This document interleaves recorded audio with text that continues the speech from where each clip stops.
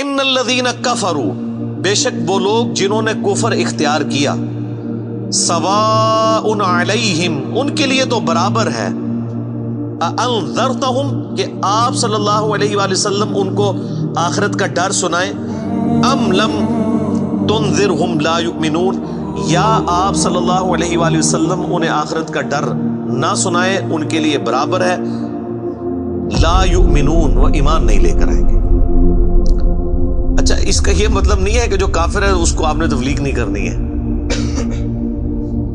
تو یہ کتاب ہدایت پوری انسانیت کے لیے، ہدی للناس وبینات من الہدی والفرقان، اس میں امپلائڈ ہے ان الذین کفروا، بے شک وہ لوگ جنہوں نے کفر اختیار کیا ہے، جان بوجھ کے آنکھیں بند کی ہوئی ہیں، جس کو ڈاکٹر اسرار صاحب رحمہ اللہ تعالیٰ بڑی پیاری بات کرتے تھے کہ جو شخص سویا ہوا ہے اس کو تو آپ جگا سکتے ہیں، اور جو آنکھیں بند کر کے لیٹا ہوا ہے اس کو کوئی نہیں اٹھا سکتا، کیونکہ وہ پہلے ہی جاگ رہا ہے، جاگنا چاہتا نہیں ہے۔ تو ایسا شخص جس کے اوپر حق اور باطل واضح ہو چکا ہو، اس کے باوجود وہ جان بوجھ کے کفر کی روش اختیار کرے، اس کے لیے قرآن میں کوئی ہدایت نہیں ہے۔ یہ بڑا خطرناک معاملہ ہے۔ تو اس سے مراد وہ کافر ہے کہ جو حق جاننے کے باوجود جان بوجھ کے اپنی قبیلے کی حمایت کے اندر، اپنے نسلی تعصب کے اندر، یا جیلسی فیکٹر کی وجہ سے، جس طرح یہودی تھے، نبی صلی اللہ علیہ وآلہ وسلم کو ماننے سے انکار کر دیا، وہ سب کے سب اس کیٹیگری میں فال کرتے ہیں۔ ان کے لیے اب آپ ان کو تبلیغ کریں نہ کریں، ان کے لیے برابر ہے، وہ ایمان نہیں لے کر آئیں گے۔ ختم اللہ علی قلوبہم، اللہ نے ان کے دلوں پر مہر لگا دی، سیل کر دی ہے، یعنی سیل ہو گئی، اب کوئی چیز اس کے اندر داخل نہیں ہو سکتی۔ وعلی سمعہم، اور ان کے کانوں پر بھی، وعلی ابصارہم، اور ان کی آنکھوں پر بھی، غشاوۃ، پردہ پڑ چکا ہے، وَلَهُمْ عَذَابٌ عَظِيمٌ، اور ان کے لیے بہت بڑا عذاب تیار کر رکھا ہے اللہ نے۔ وَلِعَوْذُ بِاللَّهِ تَعَالَى اللَّهُمَّ أَجِرْنَا مِنَ النَّارِ، اللَّهُمَّ أَجِرْنَا مِنَ النَّارِ، اللَّهُمَّ أَجِرْنَا مِنَ النَّارِ۔ اچھا، قرآن کا طالب علم جب اس طرح کی آیات پڑھتا ہے نا تو وہ پریشان ہو جاتا ہے کہ بھئی قرآن تو بہت اسٹریٹ فارورڈ ہے، اور آپ دیکھ رہے ہیں کہ اللہ تعالیٰ کے مزاج میں وہ چیزیں نہیں ہیں جو آپ کو میٹھے میٹھے وائزین بتاتے ہیں۔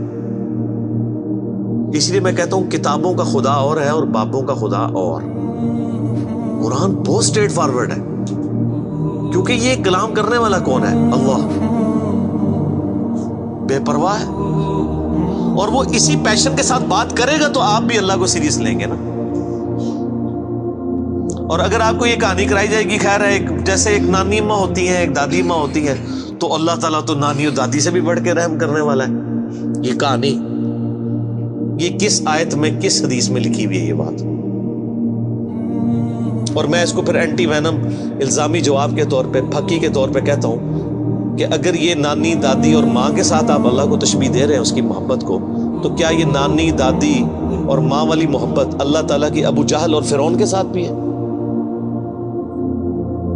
تو سارے کہیں گے نہیں۔ تو جو کلمہ پڑھ کے اللہ کے نافرمان اور باغی ہیں ان کے ساتھ بھی ہے؟ نہیں۔ جو اللہ کی طرف رجوع لے آئے ان کے لیے، پورے قرآن میں ایک آیت بھی ایسی نہیں ہے کہ جو اللہ کا باغی ہو، رجوع نہ لانے والا ہو، اللہ کہتا ہوں میں اس کو معاف کرنے والا ہوں۔ ہمیشہ یہ ہے کہ جو توبہ کر لے، اپنی اصلاح کر لے، رجوع لے آئے۔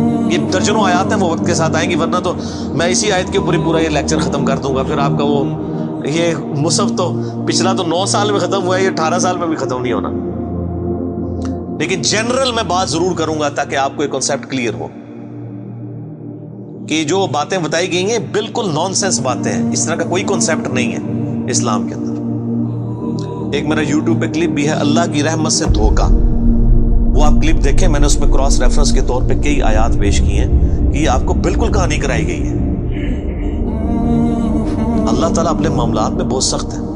اچھا، اس کی وجہ سے بعض لوگوں کے دماغ میں یہ بھی آ جاتا ہے کہ یار اللہ تعالیٰ دیکھو مور لگا دیتا ہے، نعوذ باللہ اللہ تعالیٰ کی اپروچ بڑی کوئی فنیٹک والی ہے، نعوذ باللہ۔ ایسا نہیں ہے، یہ ان لوگوں کے لیے جو جان بوجھ کے حق سے اناد کرتے ہیں، تو پھر اللہ تعالیٰ کے غضب کا کوڑا ان پہ پڑتا ہے کہ یار ان کو بات سمجھ بھی آ گئی تھی، اس کے باوجود انہوں نے یہ کیا ہے، اب میں ان کو نہیں چھوڑوں گا، اب ان کے اندر ہدایت داخل بھی نہیں ہو سکے گی. یہ بہت، یعنی اس کو کہتے ہیں پوائنٹ آف نو ریٹرن. اب اس پہ اللہ تعالیٰ کو کوئی پوچھ نہیں سکتا، اس کو اللہ نے بین کیا. لا يسأل عما يفعل وهم يسألون. اللہ کو کوئی نہیں پوچھ سکتا اس نے کوئی کام کیوں کیا. اللہ ہر ایک کو پوچھ سکتا ہے. یہ اللہ کو گلہ نہیں کیا جا سکتا. رب ہے، مالک ہے، اس نے اپنے لیے رول طے کیا کہ بھئی جب پوائنٹ آف نو ریٹرن پہ کوئی بندہ پہنچے گا، سچائی قبول کرنے کے باوجود وہ حق سے اناد کرے گا، اس کو نظر آ جائے گی سچائی ہے، پھر بھی وہ اناد کر دے گا، پھر میں مہر لگا دوں گا. اور پھر وقت کا پیغمبر بھی اس کو ہدایت نہیں دے سکتا. انک لا تہدی من احببت ولکن اللہ یہدی من یشاء. اے نبی، جس سے تم محبت کرتے ہو تم بھی اسے ہدایت نہیں دے سکتے. اللہ جسے چاہتا ہے ہدایت دیتا ہے. ہدایت کس کو دیتا ہے؟ والذین جاہدوا فینا لنہدینہم سبلنا. جو لوگ ہماری راہ میں کوشش کریں گے ان کے لیے ہم اپنی راہیں کھولیں گے. اس کائنات کی سب سے ایلیٹ چیز ایمان ہے، جس کے اوپر ہمیشہ کی کامیابیوں اور ناکامیوں کا فیصلہ ہونے والا ہے. تو آپ کیا سمجھتے ہیں کہ آپ کو یہ راہ چلتے فٹ پاتھ پہ گری پڑی مل جائے گی؟ اس کے لیے کوئی ایفرٹ پٹ نہیں کرنی پڑے گی. اور دنیا میں جس چیز کی منفعت چند سالوں کے لیے ہو وہ بھی اتنی ایفرٹ پٹ کرنے کے بعد ملتی ہے.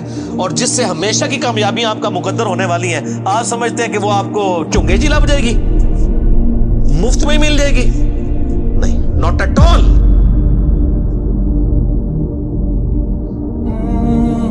میری وائف نے جب پہلی دفعہ قرآن پڑھا نا شادی کے بعد، میں نے اس کو ایک قرآن کلاس ہوتی تھی رمضان شریف میں، تو میں نے کہا میں بچے وغیرہ میں دیکھوں گا، تم نہ صرف ایک دفعہ قرآن پڑھ لو تاکہ تمہیں پتہ چلے قرآن میں لکھا کیا ہوا ہے. قرآن آپ اکیلے بیٹھ کے تو ظاہر ہے اس طرح نہیں ہے، ایک ماحول ہوتا ہے، ایک ڈیکورم ہے، کلاس ہے، جس طرح یہاں لوگ بیٹھے. تو رمضان میں پورا قرآن اس نے مکمل کیا نا، تو میں نے اس سے پوچھا تم نے کیا یعنی اس سے حاصل کیا؟ اس نے کہا جی اللہ بہت سخت ہے، اور جس خدا کا تعارف ہمیں ہمارے ماں باپ اور یہ معاشرہ کرواتا ہے وہ خدا نہیں ہے جو قرآن میں ہے. اللہ تو اپنے معاملات میں بہت سخت ہے. یہ کتاب انذار ہے، تبشیر اور بشارت ان کے لیے جو بات مانتے ہیں. جو نہیں مانتے ہیں ان کے لیے عذاب کا کوڑا ہے یہ کتاب. کیونکہ اللہ ہے نا، یہ کائنات اس نے اس لیے بنائی ہے کہ آپ جانوروں کی طرح کھائیں پیئیں، اولاد پیدا کریں اور مر جائیں. انسان کو اس نے اپنے لیے پیدا کیا ہے. پوری کائنات انسان کے لیے اور انسان کو اپنے لیے. وما خلقت الجن والانس الا لیعبدون. اچھا، یہ جو بات ہے نا، ختم اللہ علی قلوبہم وعلی سمعہم وعلی ابصارہم، مہر لگا دی ان کے دلوں پر، کانوں پر، آنکھوں پر، پردہ ڈال دیا، اب عذاب ہی ان کو آئے گا. یہ آپ نے اگر بات سمجھنی ہے نا تو آپ پارہ نمبر 7 کے آخری صفحے پہ آ جائیں. سورۃ الانعام میں آیت نمبر ہے 110، 7ویں پارے کی آخری آیت. آپ کے یہ بلو والے قرآن میں 142 نمبر پیج کی آخری آیت 110 نمبر. وَنُقَلِّبُ أَفْئِدَتَهُمْ وَأَبْصَارُهُمْ، ہم پھیر دیتے ہیں ان کے دلوں کو اور ان کی آنکھوں کو، عقل اور ان کی آنکھوں کو، کہ وہ حق بات قبول نہ کریں. حق سے اللہ فرماتا ہے کہ میں ان کو حق سے اندھا کر دیتا ہوں. کما لم یؤمنوا بہ اول مرہ، جس طرح کہ انہوں نے بھی تو پہلی دفعہ جب ان کے اوپر حق کھلا تھا انہوں نے ایمان لانے سے روگردانی کی تھی نا، اب یہ چاہیں گے بھی نہ تو میں ان کو اسلام کی طرف نہیں آنے دوں. وَنَذَرُهُمْ فِي طُغْيَانِهِمْ يَعْمَهُونَ، اور میں ان کو چھوڑ دوں گا اپنی سرکشی میں بھٹکتے پھرے. وَلَوْ أَنَّنَا نَزَّلْنَا إِلَيْهِمُ الْمَلَائِكَةَ، اور اب اگر فرشتے بھی ان کے سامنے نازل ہوں، وَكَلَّمَهُمُ الْمَوْتَى، اور مردے قبروں سے نکل کے ان کے ساتھ بات کرنا شروع کر دیں. وَحَشَرْنَا عَلَيْهِمْ كُلَّ شَيْءٍ قُبُلًا، اور ہر چیز جن کا ان سے وعدہ کیا تھا ان کی آنکھوں کے سامنے آ جائے، قیامت بھی، عذاب بھی، سب کچھ بھی. مَا كَانُوا لِيُؤْمِنُوا، پھر بھی ایمان نہیں لے کے. یہ ہے سر کتابوں کا خدا. یہ نانی اماں، دادی اماں اور ماما نہیں ہے، یہ اللہ ہے. کتنی سختی ہے کہ فرشتے بھی. اب مجھے بتائیں کسی سے مردہ نکل کے قبر سے کہے کہ میری تو پھینٹی لگ گئی ہے، آپ کو تو پوری زندگی نیند نہیں آنی ہے، لیکن اللہ فرما رہا ہے پھر بھی ایمان نہیں لے کے آئیں گے. کر لو جو کر. یہ اللہ کہہ رہا ہے.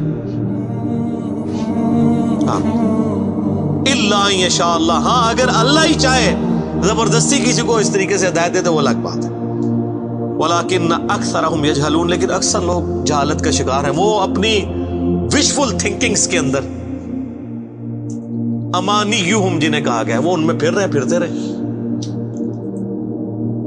اللہ تعالیٰ اپنے معاملات میں بہت سخت ہے میرے بھائیوں، اللہ کو سیریس لینے کی ضرورت ہے۔ ظاہر ہے اس کائنات کی ایک ہی حقیقت ہے، وہ اللہ ہے، اگر اس کو کوئی سیریس نہیں لیتا تو اللہ تعالیٰ کے لیے کیا ہے؟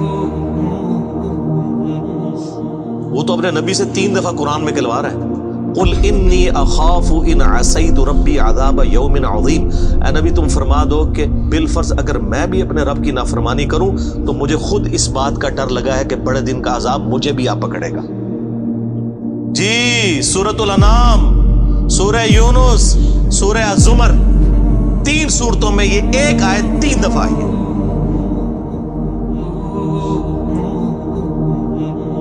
آپ مجھے بتائیں، جو آپ کو کہتے ہیں جناب ہم بخشوا لیں گے، ہم اپنے مریدوں کو لے جائیں گے، اور تو انہوں کھنگن نہیں دینا کسی نے ہوتے، تو یہ اس لیے کہ نہ انہوں نے خود قرآن پڑھا ہوا ہے اور نہ آپ کو پڑھنے دیں گے، ورنہ آپ کا دماغ کھل جائے گا۔ او جی گاڈ از آل لونگ، یہ کرسچنس نے بھی ایک دھوکہ دیا ہے نا، گاڈ از آل لونگ، تو میں نے ان کو بھی پھکی دی تھی کہ اگر گاڈ از آل لونگ ہے اور وہ آل لونگ کا کنسیپٹ صوفیاء کے ہاں ادھر مسلمانوں میں بھی داخل ہوا، وہ جی اللہ کو ہماری نمازیں چاہیے، وہ سر اللہ نے کب کہا مجھے تمہاری نمازیں چاہیے؟ اللہ کہتا ہے تمہیں تمہارے لیے نمازیں چاہیے، اللہ کے لیے نہیں، اپنے لیے۔ گاڈ از آل لونگ، او آل لونگ اس کے لیے ہے جو اس کا بندہ بن جائے گا، باقی کے لیے نہیں۔ تو پھر میں نے ان کو دنیاوی طور پہ ایک الزامی جواب، اینٹی وینم پھکی دی ہے کہ بتاؤ تمہارے دشمن کی بھی بیوی ہو اگر کوئی اور اس کے چھوٹے چھوٹے 4 بچے ہوں، کیا تم اپنے دشمن کے لیے خواہش رکھو گے کہ اس کی بیوی چھوٹے چھوٹے 4 بچے چھوڑ کے مر جائے اور اس کے بچے سوتیلی ماں کے ہاتھوں پٹتے رہے، ان کے مینٹل ماڈلز تک بدل جائیں؟ سارے کہیں گے نہیں جی، کیوں نہیں؟ دل پسیجتا ہے۔ اچھا آپ کا دل پسیجتا ہے اور آپ نے میں یہ کہانی کرائی ہے کہ اللہ تعالیٰ ماں سے اتنے گنا اور دادی سے اتنے گنا اور نانی سے اتنے گنا محبت کرتا ہے، تو وہ اللہ روزانہ ہزاروں ایسی عورتوں کو موت کیوں دیتا ہے جن کے 4 چھوٹے چھوٹے بچے ہوتے ہیں؟ اس پہ ساروں کی زبانیں گنگ ہو جاتی ہیں۔ اگر وہ آل لونگ ہے کیوں موت دیتا ہے؟ آپ تو اپنے دشمن کی بیوی کو بھی موت نہ دیں، وہ روزانہ ہزاروں ایسی ماؤں کو موت کیوں دیتا ہے جن کے چھوٹے چھوٹے بچے ہوتے ہیں؟ اس کا مطلب ہے آپ نے جو احساسات ڈیولپ کیے ہوئے ہیں کہ اللہ اپنے بندوں کے ساتھ یہ کرتا ہے، وہ نہیں ہے۔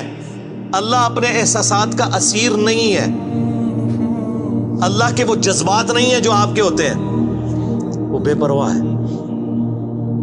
ہاں جو اس کا ہو جائے نا اس کے لیے معاملہ الگ ہے۔ وہ صحیح بخاری میں حدیث ہے کہ جس نے میرے ولی کے ساتھ دشمنی کی میرا اعلان جنگ ہے اس کے خلاف، اور انسان میرا قرب نہیں حاصل کرتا مگر فرائض کے ذریعے اور نوافل پہ استقامت کے ذریعے اس لیول پہ پہنچ جاتا ہے کہ میں اس کے ہاتھ بن جاتا ہوں جس سے وہ پکڑتا ہے، میں اس کے کان بن جاتا ہوں جس سے وہ سنتا ہے، میں اس کی آنکھیں بن جاتا ہوں جس سے وہ دیکھتا ہے، میں اس کے پاؤں بن جاتا ہوں جس سے وہ چلتا ہے۔ اچھا ادھر ہی حدیث روک دیتے ہیں صوفیاء اور وہ کہتے ہیں وہ خود ہی خدا بن گیا، ایتھوں ہاتھ پائے گا انج ہو جائے گا۔ وہ آگے پڑھو کیا لکھا ہوا ہے، وہ جب اپنے دشمن کے اگینسٹ مجھ سے پناہ طلب کرتا ہے میں اسے پناہ عطا کرتا ہوں۔ اگر وہ اللہ ہی سے پناہ طلب کر رہا ہے تو وہ پھر ہاتھ مارنے جو تو نا یہ ہاتھ بن جاتا ہوں، پاؤں بن جاتا ہوں، کان بن جاتا ہوں، اس سے مراد یہ کہ اس کا اوڑھنا بچھونا پھر میں ہی بن جاتا ہوں۔ قل ان صلاتی و نسکی و محیایا و مماتی للہ رب العالمین، اے نبی تم فرما دو بے شک میری نماز، میری قربانی، میرا جینا، میرا مرنا سب اللہ کے لیے۔ اوڑھنا بچھونا اللہ بن جاتا ہے۔ اس حدیث کے آگے الفاظ ہیں، اللہ تعالیٰ فرماتا ہے مجھے کبھی کسی معاملے میں ہچکچاہٹ نہیں ہوتی سوائے ایک معاملے کے کہ جب مجھے اپنے کسی مومن بندے کو موت دینی پڑتی ہے۔ اللہ کہتا ہے میں بھی اس پہ ریلیکٹڈ ہوتا ہوں، کیوں؟ میرا بندہ موت کو ناپسند کرتا ہے۔ ظاہر موت تو کسی کو بھی پسند نہیں ہے، انسان زندہ رہنا چاہتا ہے اور یہ اللہ نے انسان کی کوالٹی رکھی ہے کہ اسے زندہ رہنے کی خواہش ہے۔ اسی لیے اولیاء اللہ بھی جب خطاب کر رہے ہو نا وہاں پہ اسپیکر پھٹتا ہے تو وہ بھی یوں کر جاتے ہیں، لا حول علیہم ولا ہم یحزنون۔ کیوں کرتے ہیں؟ یہ نیچرل اللہ نے رکھا ہوا ہے۔